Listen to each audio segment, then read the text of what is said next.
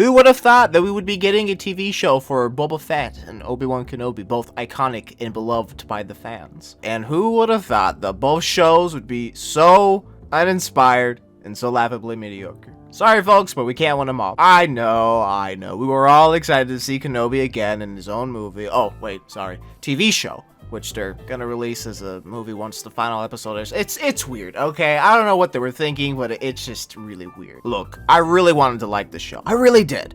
There were some good moments here and there, but overall the final product just fell flat. It's just another case of a bad product trying to hide behind nostalgia. The first 2 episodes were really fun. They had their problems, but I still enjoyed them. Episode 3 might have been the best episode since we got to see Vader being all, spooky, but everything else was like, bland. The pacing was decent, cause Kenobi heavily relies on those good moments to keep your attention. If that weren't the case, then I would say the whole thing was bad. They say you can't please a Star Wars fan, and they're right. You can't. It honestly comes down to expectations a person has not being met.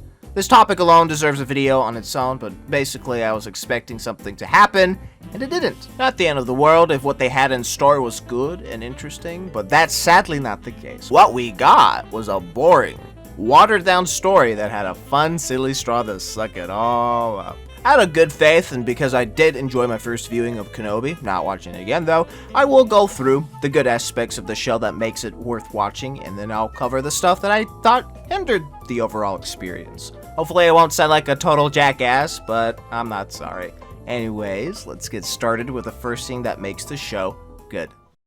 Obi-Wan Kenobi.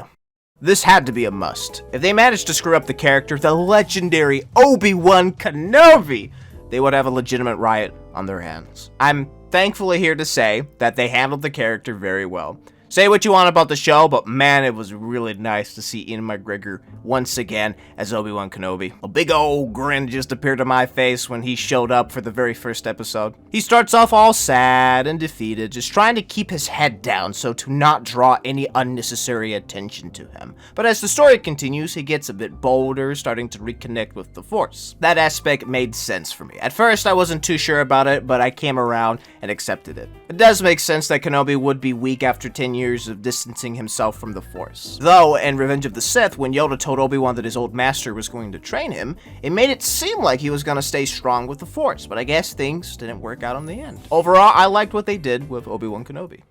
Darth Vader. For some reason, Disney has always nailed Vader's threatening presence. Since Rogue One, I get goosebumps whenever he shows up on the screen, and I still had goosebumps when watching Kenobi.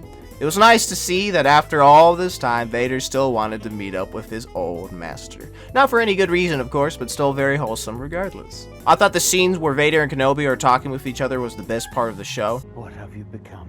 I am what you made me. Ooh, too good. Too good. Also, the scene where Vader was straight up lifting the villagers up like ragdolls was pretty horrifying. Vader's threatening energy was thankfully kept intact in the show. Leia Organa. Yeah, I absolutely wasn't expecting to see a young version of Leia in the show, let alone to see Alderaan before, yeah.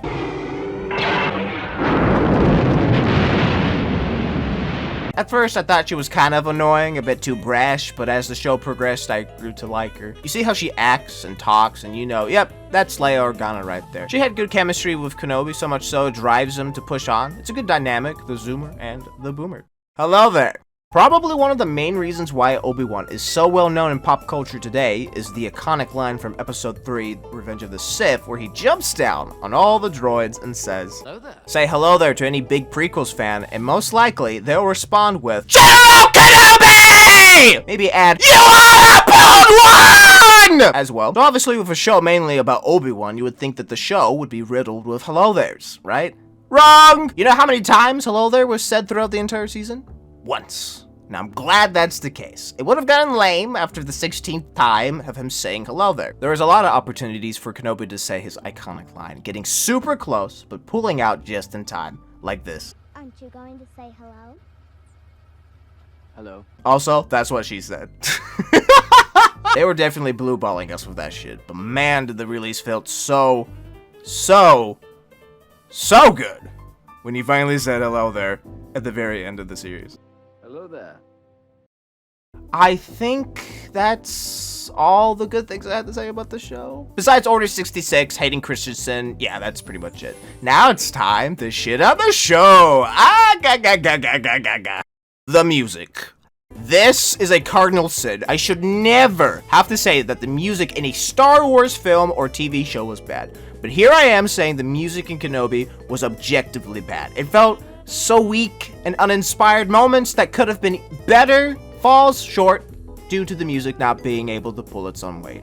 I mean, damn, sometimes the music makes a scene better than it actually is. The use of music was absolutely whack throughout the series. For example, having Leia's theme when we were first introduced to her would have been great, but we didn't get that. They only decided to play her theme at the end, which was kind of lame. It's kind of frustrating how forgettable the music is in Kenobi. Name me one song from that series that you got on repeat right now. Chances are, you don't. The Inquisitors.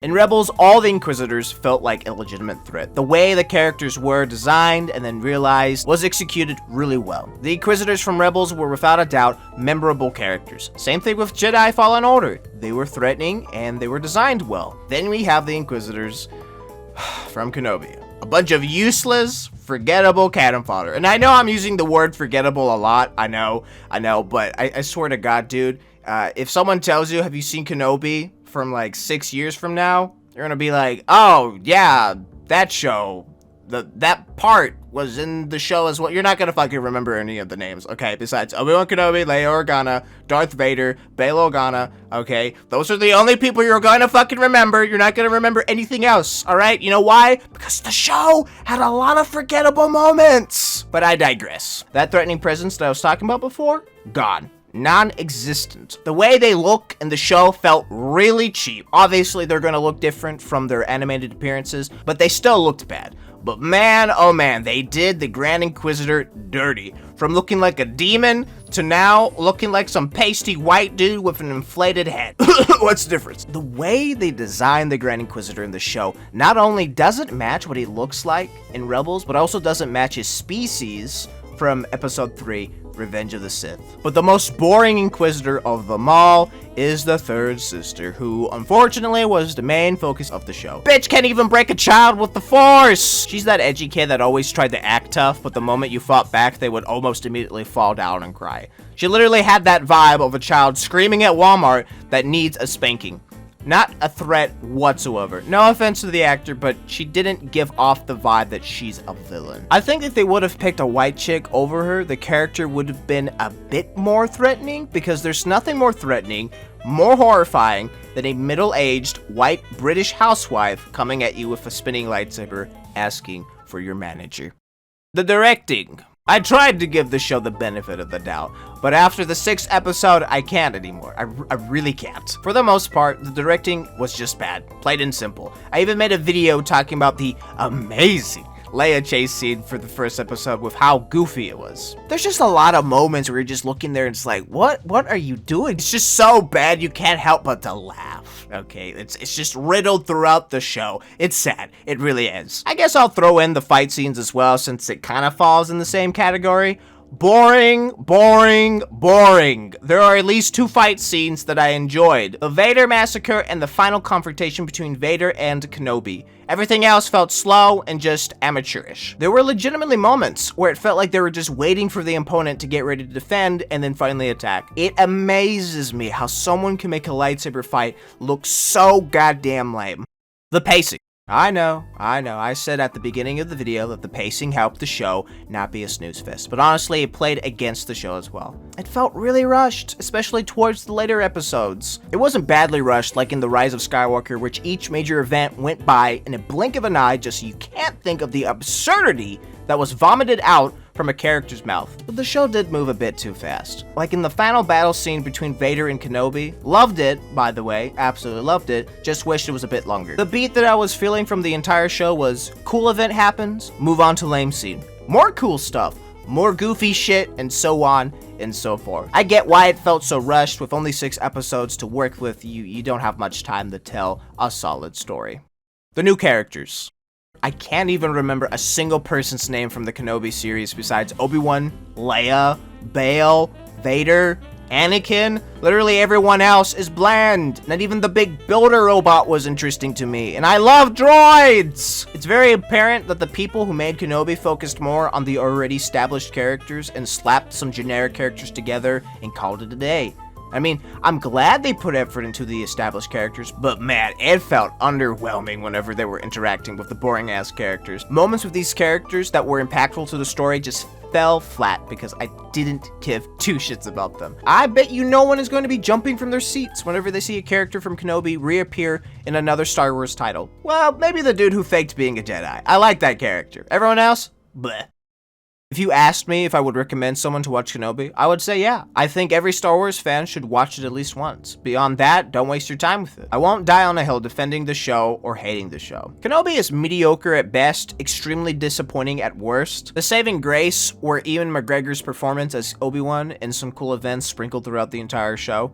Everything else made the whole experience feel bland. I hope the other Star Wars shows coming out this year aren't as boring as The Book of Boba Fett or as lackluster as Kenobi. I have high hopes though that the next season of Mando will be good, so I'm looking forward to that. Anyways, that's all I have to say about Kenobi. Friendly reminder, pay attention to this. Do not harass the actors of the show. Doing shit like that is mega cringe and not poggers build. Thanks for watching, and I'll see you in the next video. Goodbye for now.